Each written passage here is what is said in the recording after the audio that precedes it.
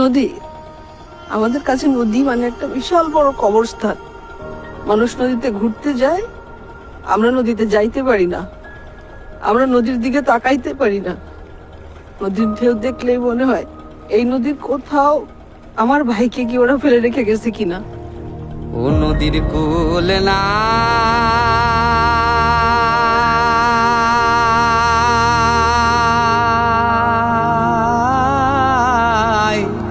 কিনার নাই রে, আমি কোন কুল হতে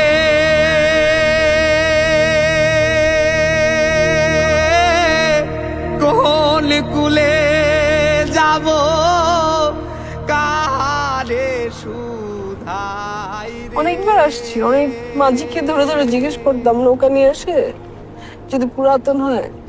ভাই এরকম কখনো দেখছেন যে র্যাব ধরে নিয়ে আসছে বা এরকম মানুষকে মেরে ফেলতে দেখছেন, বা হাতে বাঁধা চোখ বাঁধা এরকম মানুষদেরকে ব্রিজ থেকে ফেলতে দেখছেন, বা কোনো নৌকা দিয়ে এনে ফেলতে দেখছেন?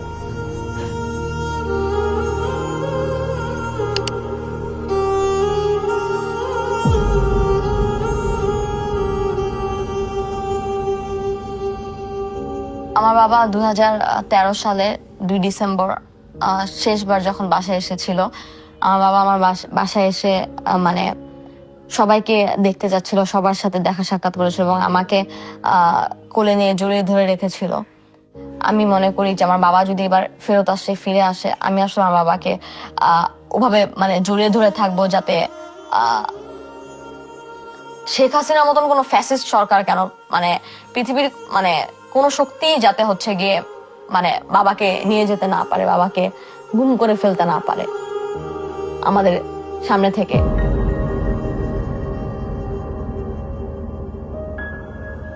সুমন স্কুলে স্কাউটে ছিল, যে জাম্বুরিতে, গাজীপুরের মৌচাকে। তো ওখানে 3 দিনের জন্য ছিল। তখন প্রেসিডেন্ট জিয়াউর রহমান সেই জাম্বুরিতে গেছিলেন ওদের সাথে, স্কাউটদের সাথে দেখা করতে। সেই যে সুমনের সাথে হ্যান্ডশেক করছিলেন জিয়াউর রহমান, তারপর থেকে তো সুমন তাকে দেখি, তার সাথে কথা বলে, ছোট বাচ্চা বয়স থেকেই তার খুবই ভক্ত। ইলেকশনের আগে অপোজিশন পার্টি করার জন্য ঘরে থাকতে পারতো না, অ্যারেস্ট করে ধরে নিয়ে যায়। অনেকবার হয়েছে তার সাথে, এটা বহুবার হয়েছে। তো দেখা যায় তো তাকেই টার্গেট করা হচ্ছে, বারবারই আওয়ামী লীগের সময় তাকেই টার্গেট করা হচ্ছে, বারবারই তাকে টার্গেট করা হচ্ছে। 2013 সালের 4 ডিসেম্বর বসুন্ধরা রেসিডেন্সিয়াল এরিয়ার আই ব্লকের 4 নম্বর রোড এবং 404 নম্বর প্লট, সুমন ভাই সহ আরো কয়েকজন বন্ধুরা রাত আনুমানিক 8টার দিকে এই জায়গাটার সামনে বসে আড্ডা দিচ্ছিলেন। র্যাপিড অ্যাকশন ব্যাটালিয়ন 1-এর একটা ডাবল কভার ভ্যান অনেক দ্রুত গতিতে এখানে এসে জোরে ব্রেক করে। আর এখানে ওই যে আগুন পাচ্ছিল, ওই একটা মেটাল রডকে ওই ইয়েতে দিয়ে, আগুনের ওই রডটা দিয়ে এই জায়গাটাতে সুমন ভাইকে অনেক মারে। ওই জমটুপি পরায়, হাত করা পরায়, খুব দ্রুত ওইখান থেকে সরায় নিয়ে যায়, তুলে নিয়ে যায়।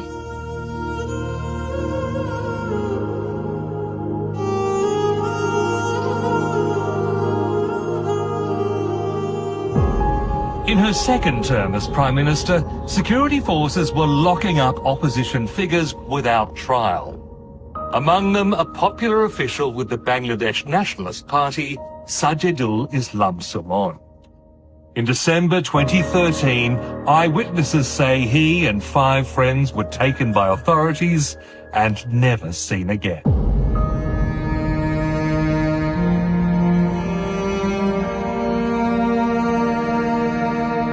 সব আমরা গেলাম র্যাব অফিসের সামনে যোগাযোগ করতে। আমরা তো কমন একটা ব্যাপার মনে করছি, ও রাজনীতি করে, তুলে নিয়ে আসছে, আইন অনুযায়ী যা হয় তাই হবে। আমরা সারা রাত ওখানে দাঁড়ায় রয়েছি, ওই র্যাবের অফিসের সামনে দাঁড়ায় রয়েছি, কোনো গাড়ি আসে কিনা, ওদের নিয়ে যায় কিনা, এরকম দেখার জন্য দাঁড়াই আছি গেটের মধ্যে। এমন কোনো আলামত দেখতে, আর ওরা তো অস্বীকার করেই যাচ্ছে, না না না না না, এরকম কোনো অপারেশন এখানে হয় না, এমন কোনো লোক এখানে আসে নাই, এমন কোন লোক আমরা নিয়ে আসি নাই। জিয়াউল হাসান সাহেব বলছে যে এরকম অনেক র্যাবের পোশাক পাওয়া যায়, কিনতে পাওয়া যায়, এরকম বহুত মানুষ কিডন্যাপ হয়েছে, এরকম আছে। এটা আমাদের মানে র্যাব কিছু করেনি, আমাদের প্রশাসন থেকে কিছু হয় না, এটা কেউ কিডন্যাপ করে নিয়ে গেছে। না গো মা, মনে আছে তোমার? 3 দিন টানা ওই গেটটাতে আমাদের বাসার লোকজন দাঁড়ায় ছিল, 3 দিন। জীবনে তো আসলে ভাই এরকম কিছু দেখি না, এরকম করে মানুষ মানুষের সঙ্গে ব্যবহার করতে পারে। আমার মা, আমার জন্য খারাপ লাগে, আমার মায়ের জন্য আমার খুব খারাপ লাগতো তখন।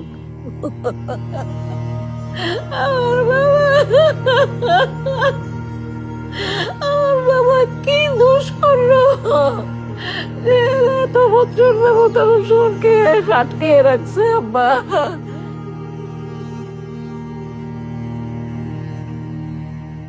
আম্মা এটা ভয় পাইতেন যে উনি যদি, আমরা যদি বলি প্রথমের দিকে যে সাংবাদিক বলি এত আমার ছেলে কোনো ক্ষতি হয় কিনা ভিতরে, আমরা আশা করতাম হয়তো ইলেকশনের পরে ছেড়ে দিবে। পরে ইলেকশনের পরেও যখন ছাড়ে না, তখন মনে হয় যে এটা একটা বিশাল বড় একটা সরকারের প্ল্যান। প্রেস ক্লাবের সামনে সারাদিন, সকাল দুপুর রাত সন্ধ্যা সবসময় আমরা ওখানে দাঁড়িয়ে থাকতাম, আন্দোলন করতাম বাবার জন্য। আমি, আমার ফুপি, আমার দাদু, আমার মা, আমরা সবাই, আমার বোনের তখন 1.5 বছর বয়স ছিল। মাইকের সামনে আমি বলেছিলাম যে হচ্ছে আমার বাবাকে যেহেতু গুম করে দিয়েছেন, তাহলে আপনার যদি হদিস না দেন, আপনারা আমাকেও গুম করে দিন। আমাকে গুম করে নিয়ে ওই জায়গাটাতে রেখে আসুন যেখানে আমার বাবাকে রেখে এসেছেন, যে আমি যেন চোখ দিয়ে আমার বাবাকে দেখতে পারি, আমি যেন ছুঁয়ে দেখতে পারি।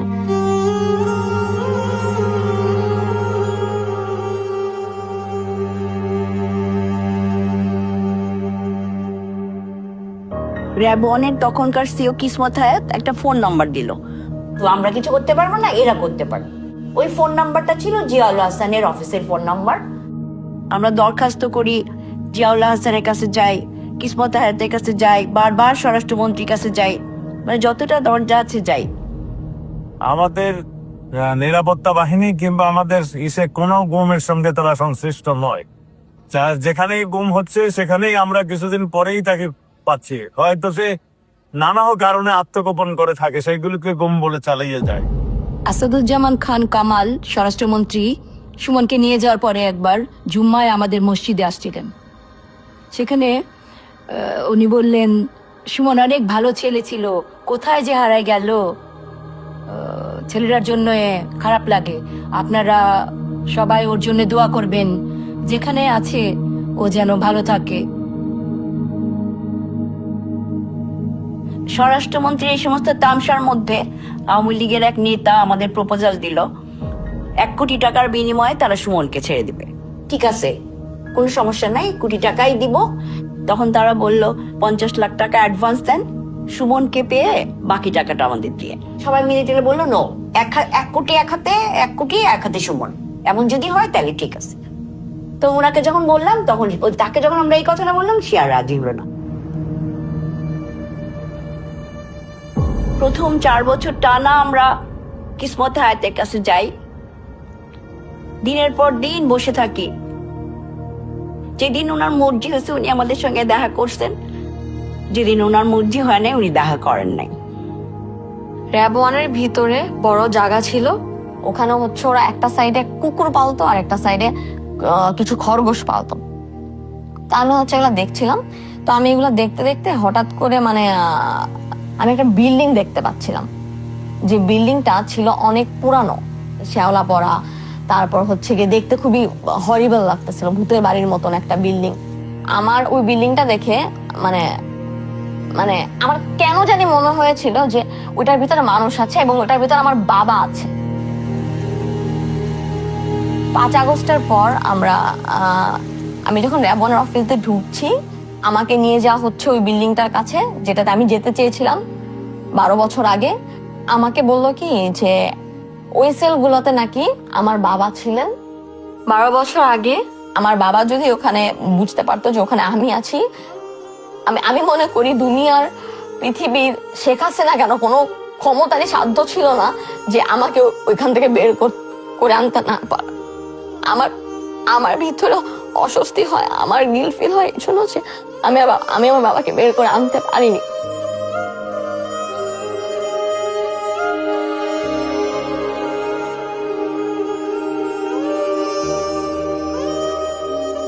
পনেরো দিন পার হয়ে যায়, 20 দিন, 21 দিন, 30 দিন, ডিসেম্বর পার হয়ে যায়, জানুয়ারি পার হয়ে যায়, পাওয়া যায় না। তখন পরিবারের লোকরা শব্দ হইতে শুরু করছে, আম্মার কথা আর তখন শুনতেছে না কেউ।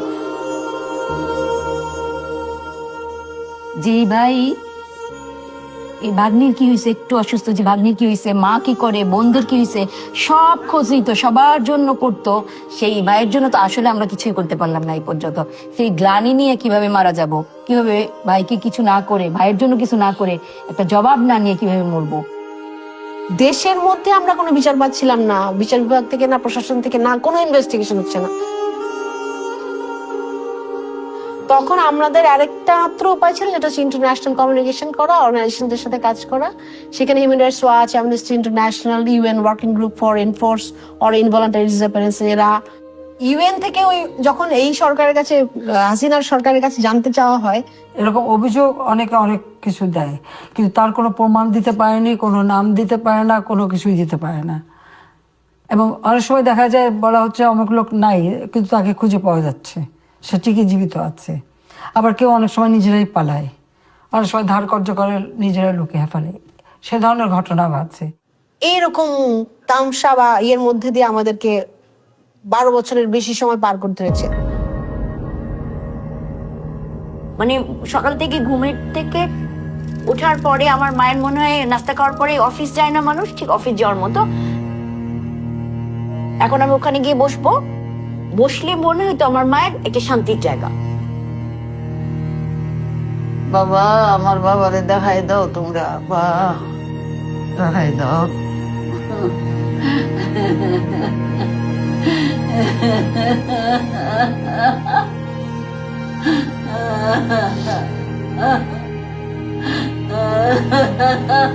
আমার অ্যাপকে বলতো আপনারা যদি নাই দেন ফেরত, মেরেই ফিরে থাকেন, তো অন্তত মাটিটা দেখান, আমি মরার আগে একবার জিয়ারত করে যাই, আমার ছেলেরে বলে যাই আল্লাহ বেহেশত নসিব করো, এটা বলেন।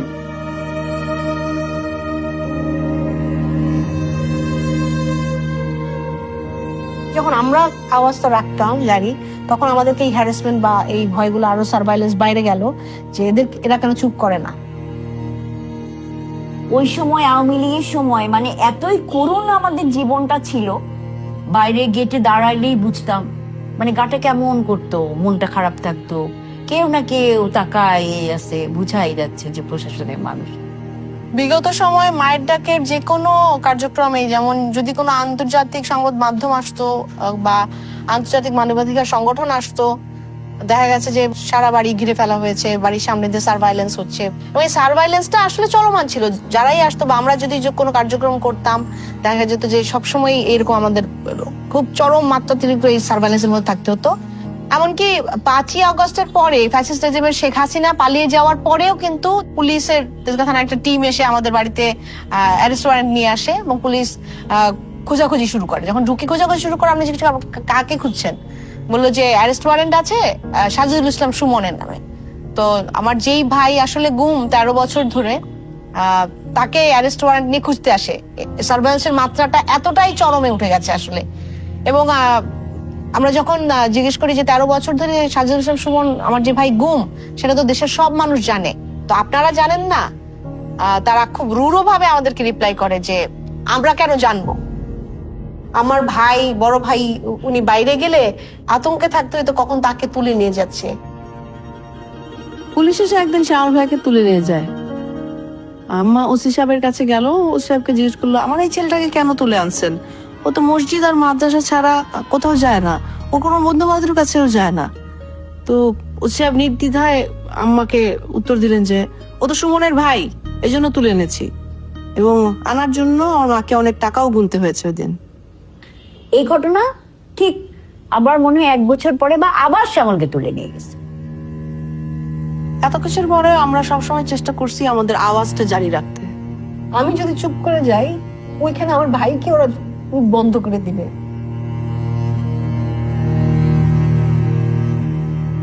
একটা সময় শুনতে পাই যাদের গুম করা হয়েছিল তাদের এত পরিমাণ টর্চার করা হয় যে ওরা পাগল হয়ে যায়, তখন নাকি ওদেরকে জায়গায় জায়গায় ফেলে রেখে আসতো।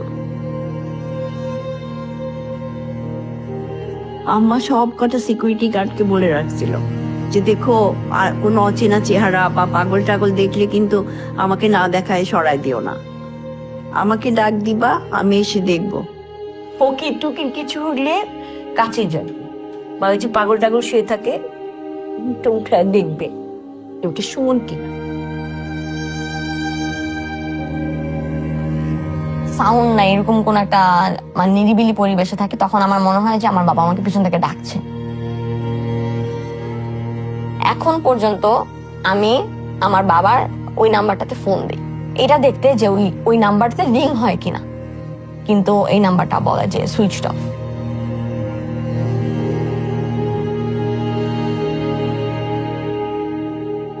আমাদের সুমনের ঈদের দিন শুরু হইতো সকালবেলা, ঈদের নামাজ পড়তো, নামাজ পড়ে আম্মাকে এক গোছা রজনীগন্ধা ফুল দিত, ওই ফুলটা দিয়ে ওর ঈদের দিনটা শুরু হইতো।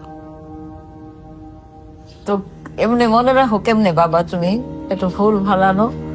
হ্যাঁ বাবা, এত কিছু কেমনে মনে রাখো বাবা তুমি? তুই হাসতো। সুমন গুম হওয়ার পর প্রথম ঈদটা কাটছে শহীদ মিনারে।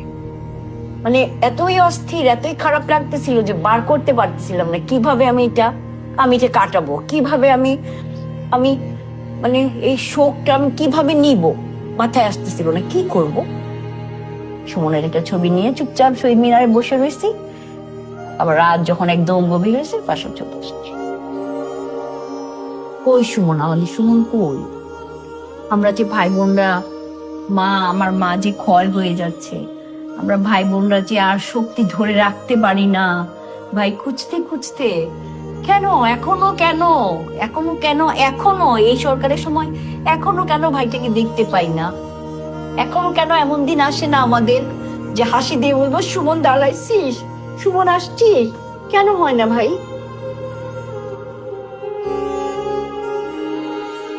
একবারে জুলাই ধাক্কা আসে নাই। জুলাইয়ের ধাক্কা আসার জন্য এরকম হাজারো ভাই যারা গুম হয়ে গেছে, হাজারো ভাই যারা খুন হয়ে গেছে, ওই প্রত্যেকটা পরিবারের আর্তনাদ আর ও ক্ষোভটা ছিল। শেখ হাসিনার সাথে তো আমি মনে করি আমার একটা আলাদা সম্পর্ক, তো ওর পতন হবে আর আমি ওখানে থাকবো না। আমি মনে করি যে আমার একদম ফ্রন্টে থাকতে হবে তার পতন আমি আমার মানে চোখের সামনে থেকে দেখতে পাবো। আমি আমার পরিবারের এগেনস্টে যে আমি আন্দোলনে যোগ দিয়েছি, আমার পরিবার আমাকে না করেছিল, কারণ আমার বাবাকে র্যাব এসে তুলে নিয়ে গিয়েছিল। আমি যদি আন্দোলনে যাই, আমার নামটা যদি এখানে ছড়িয়ে ছিটিয়ে যায়, তাহলে জানতে পারবে যৌমুকের মেয়ে, সাইদুল ইসলাম সুমনের মেয়ে, বিএনপি নেতা, এরকম এই ধরনের একটা কথা উঠবে, তারপরে সেটা হয়তো আমার ফ্যামিলির উপরে হামলা করতে পারে। আমি বিশ্বাস করতাম, আমি কনফার্ম ছিলাম যে হয়তো উনি নেমে গেলেই আমরা আমার বাবাকে পেয়ে যাব।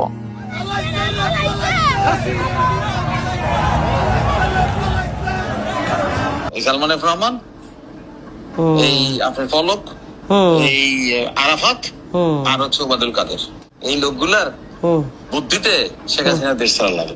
উনি ধরতে বলছে, রাখতে বলছে, আমি সরকারের দায়িত্ব পালন করছি, আমি রাখছি, এখন আমি ছেড়ে দিচ্ছি, শেষ। আমি তো সরকারি কেস করছি। ওই দিন থেকেই ডিজিএফআই অফিস থেকে শুরু করে সব অফিসে দাঁড়ানো শুরু করে দিলাম, কিন্তু পরপর হ্যাঁ ফোন আসে, সুমন ভাই আসতেছে, ছেড়ে দিছে তো আসতেছে, আমরা আগে থাকি এরকম দাঁড়ায় আছে যে 5 তারিখ পর থেকে, কিন্তু সুমন ভাই আসতেছে ওই দিক দিয়ে বের হয় না, ছেড়ে দিছে। তো এই দিন 3 জন 4 জন 5 জন 6 জনেরা বের হওয়ার পরে কিন্তু আর মানুষকে আর আমরা দেখতেছি না, আর মানুষ দেখা যাচ্ছে না। বাবা, আমার সুমনরে দেখছেন? আমার সুমনরে দেখছেন? আমার সুমনরে এনে দিবেন নি বাবা? আপনারা আমার সুমনরে এনে দিবেন নি আব্বা?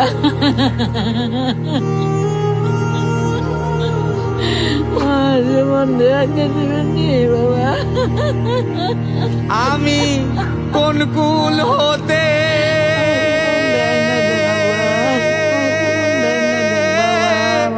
কোন কুলে যাব, কারে আমার বাবা কেন দেন? আমি শান্তি হয়ে আমার বাবারে দেখা, আমার বাবার নদীর কুল না